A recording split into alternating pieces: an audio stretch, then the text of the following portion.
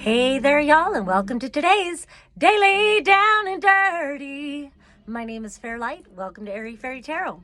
All right, y'all, so the message for today is a need for assessment. So we start out with this Queen of Swords, and she's just ready to cut out anything that is false in her life, anything that doesn't really align her to this. I like that she's looking out at the ocean, and it's like this vast opportunity to manifest anything she wants in her life. And so with her sword, she's recognizing that there's something she needs to cut out.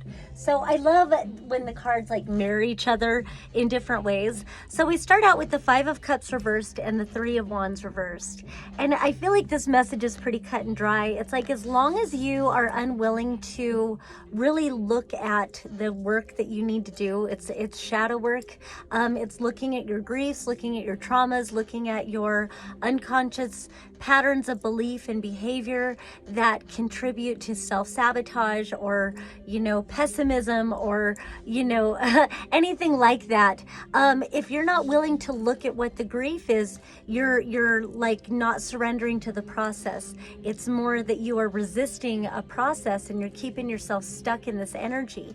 And the point of this whole thing is to honor the grief, process the grief, and just know that when you're ready, there's a whole new adventure waiting for you. You just have to turn around and start walking. But this is like just keeping you stuck, and a recognition that the more you refuse to process whatever is being asked for attention here, then you delay any form of new manifestations from rolling in. The new adventure can't begin until you end and close out the old adventure. And so this Three of Wands upright, it's normally about waiting for your ships to come in. It's like, and so often it's interesting that this looks like a drain, because it's like when you get closure with a situation or with a person or whatever it is, when you close up that drain, that's when things can start flowing to you and new fresh stuff can flow into your life. So this just really talks about the stagnation maybe that's in your life and the things that you need to look at and work through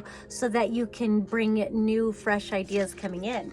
Then we have pretty much almost the exact same message coming in with these two cards.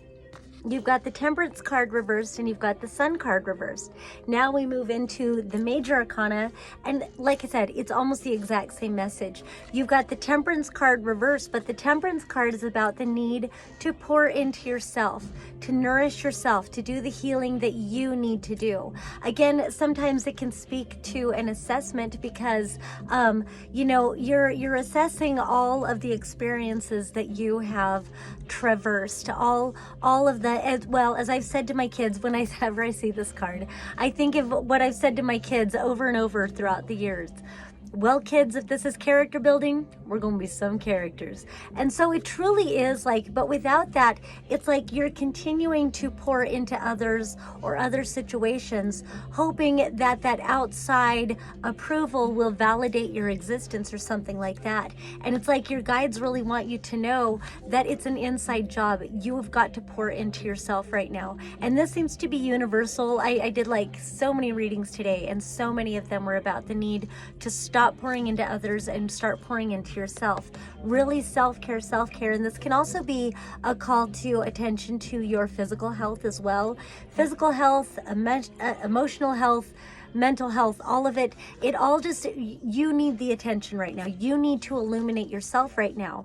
And I think also part of that with the Sun card, with this being reversed, it also kind of feels like there could be some sort of creative urge that's trying to work through you, some sort of creative expression or just illumination, or something is trying to move through you. Again, it kind of reminds me of this card. Something is wanting to move through you or move towards you and illuminate, and really, and it's like the need to create, the need to pour that creative energy into something meaningful, something worthy of you, something that really is an expression of your authenticity or whatever. And it's like, but when you're not valuing yourself enough, like, oh, I don't have time for my art, or I don't have time to express, or I don't have time to go to nature, or I don't have time. If you don't have time for you and you're just, you continuously have to give and give and give and give, that could cause health problems. Not to keep re-energizing that, but you need to nourish your body, your mind, your soul, your spirit, and really allow that creativity to express itself in all the different ways. And what's interesting is it feels like when you allow your brilliance to shine, when you allow yourself this freedom of expression and authenticity, that's going to be nurturing for you in your life. So again, it's like an assessment of all of these things. What's going to put you more into this energy where you are feeling nourished and nurtured and expressive and expansive and, you know, authentically joyful in all that you do and free. And so really cutting that off and contemplating more that you can bring into your life. And then we end with the World card, which is the last card of the Major Arcana. And I love, this is an Ouroboros. So there's always a continuation of cycles, but at the same time, this is a portal moving through old doorways into the new. So this is closing out major cycles, closing out major behaviors, any need to prove yourself, to work through martyrdom kind of tactics or anything like that. Fuck all of that. It doesn't mean just become an asshole. Like, don't do that. But become a little bit more of an asshole. You've got to value yourself. You've got to prioritize yourself right now. And just know, if you know that you're a giver, don't worry that you're going to become an asshole. It's okay to receive and just allow your cup to be full. And just know that when you come back into a more healthy state of being and a greater self-expression, then your cup is so full, then you have so much more to share. You've got so much more to give.